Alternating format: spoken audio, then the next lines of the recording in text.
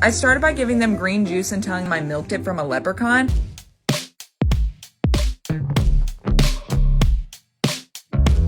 Welcome to a day in the life as a daycare cook. So I start off with a few milk bicep curls just to get the blood flowing. And yes, it is Beanie Weenie and Banana Day. My favorite day, very minimal prep. Y'all already know I'm lazy, but I still gotta fool with this horrible can opener. This thing really hates me, y'all. And then I go in and I slice my bananas in half. I know I'm not wearing gloves. There's this really cool thing out called soap and water. You ought to try it. But then my hot dogs go for a swim, and then I'll make my little milk cups. More y'all gonna be like, oh my god, what about this dietary restriction? And guess what, y'all? We cater to everything. What else will we do? But once they bloom, you're gonna take a nice little hot dog water break. So refreshing, nothing quite like it. And then I get to work on my beans. Yes, my beans. I'm so old school. I have this Pampered Chef hot dog chopper. Once they're nice and not chokeable, you just gotta stir it together. So delicious. I plate up my baby plates. I take my carts down to my other rooms. Once all my kids are nice and fed, I will do dishes for upwards of 3 hours.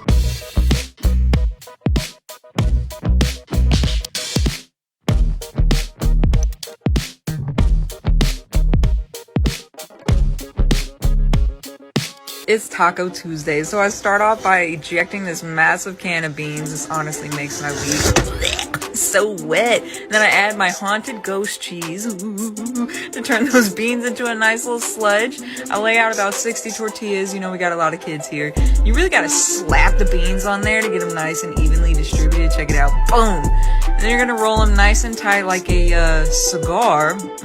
Like so, like that. I get them nice and crispy, and check out their cute little plate. But yeah, I ate about 7 of these, so I completely forgot about St. Patrick's Day, so I had to improvise. I started by giving them green juice and telling them I milked it from a leprechaun, so I figured, why not continue this motif into lunch? Yeah, you know exactly what's going on. Green applesauce. I was supposed to do pinto beans, but when I realized I could swap them for green beans, I felt like a genius. At this point, I looked like a wizard concocting my little potions or whatever, and those kids ate that applesauce really well until I told them it was green because a leprechaun stuck their foot in it. But you already know, green beans, green sauce served on some green plates. Today I'm going to show you how to make that bread pudding I posted about a couple days ago. So normally I start off with about 2 loaves worth of bread butts that I accumulate over the course of a few weeks and just keep in the freezer. But today I had to use 2 fresh loaves. I still recommend using frozen bread because it's easier and safer to cut.